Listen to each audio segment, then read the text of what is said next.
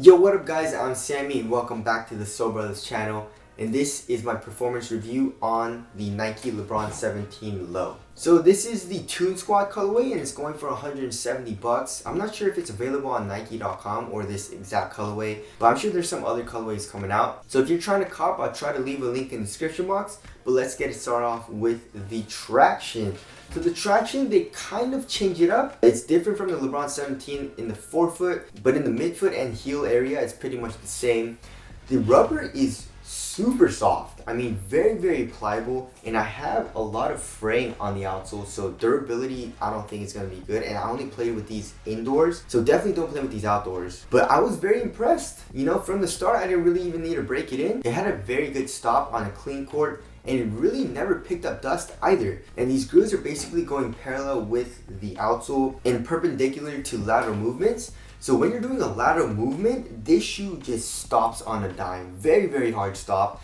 And when you're going forward, you have a really good stop as well. Dusty court, clean court, very good performance. Just watch out for the durability. Also, another thing I like is the rubber extends up into the midsole on the medial side, so you have a little extra grip when you're doing these types of movements. Alright, moving on to the heel to toe transition. It was very smooth in this shoe. You have a lot of heel compression, you have a nice curve shape here in the heel as well as in the forefoot, and you have a lot of forefoot flex. So it was actually buttery smooth. Moving on to the cushion. So the cushion is pretty much exactly the same in the heel as in the Lebron 17s. They used an Air Max 270 unit. And they increased the PSI, so it's a little bit harder to feel compared to the regular Air Max 270. And like when you're just walking or jogging around, it's a little harder to feel. You really have to try to feel it to actually feel it, you know? And then in the forefoot, they're using Nike React, and it's actually pretty nice. I wouldn't say it's easy to feel, but I felt it only when I was going hard, you know, like sprinting up and down the court, I can definitely feel it. But like just walking around or just shooting around, it was a little harder for me to feel. I wouldn't say it was bouncy. I would say it was just more soft in the forefoot. And as you guys could have guessed, court feel is not very good in the shoe. But impact protection is really good. There's a slight little bounce in the heel, and in the forefoot, it's really soft. So, I mean, cushion setup is very nice. Moving on to the upper. The upper is something that I didn't really like too much about this shoe. There's a mesh material throughout the entire upper, and then around the perimeter of the mesh, you have a synthetic leather. And you would think this mesh is really soft, but it's not. It's really thick, and it's pretty damn stiff. Like, it got a little softer, but it's still nowhere near as soft as I would like. Obviously, it's very supportive, so if you like a supportive material, that's good. But, you know, for me, I don't like it. It's a little too thick. It's a little too stiff for my taste. And just for the quality, I feel like they should have used a little bit better of a quality for the Lebron 17 Low. I mean, this shoe's still 170 bucks, and they're giving you this mesh. At least give us like a Flyknit or a better textile material. So yeah, I wasn't a huge fan of the materials on this shoe. As far as the lacing system goes, the lacing system really wasn't a huge deal. I mean, I never really used the laces anyway because the fit was just so perfect and so tight for me. The only place I really tightened was, I guess, these last two eyelets. But this lacing system actually works, you know? It's separated down the middle, but it basically works like a traditional lacing system, but it gets really weird here on the lateral side because it gets so small. I don't know why they curved it like this. As I mentioned in fit, I went true to size, and lengthwise I was really good. Widthwise, I would say it's slightly narrow, and then the overall fit is really snug. So here in the toe area as well as in the midfoot area,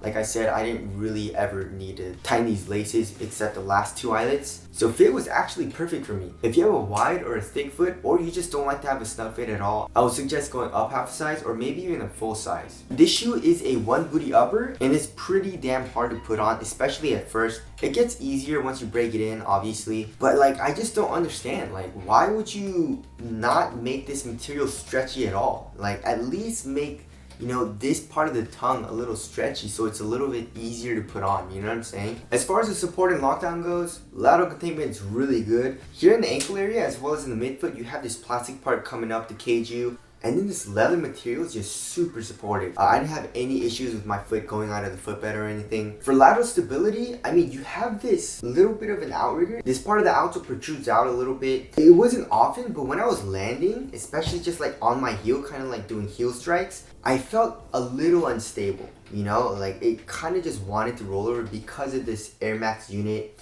I feel like they should cage it or something here.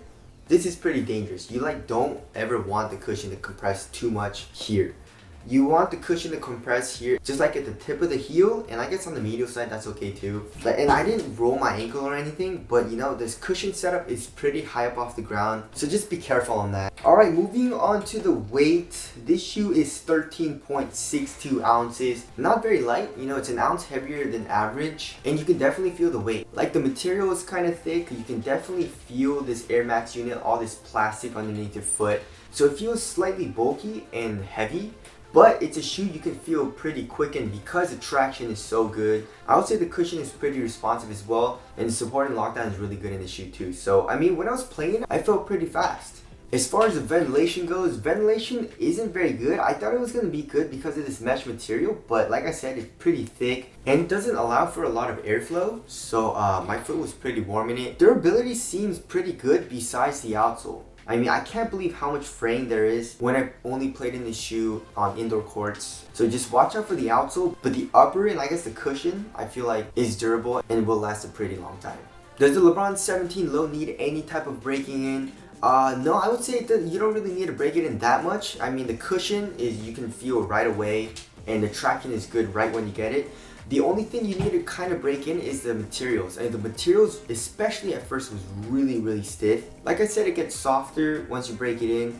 It never really gets truly soft compared to like, I guess, the regular LeBron 17s. But you know, you'll definitely need to break in this upper. And can this shoe be worn casually? I'm saying yes. It's a low and the cushion setup is pretty comfortable. And it's a good looking shoe. So you can definitely rock it off court. And I really like this colorway, besides I guess the fur on the swoosh. That's kind of cheesy, but I get it.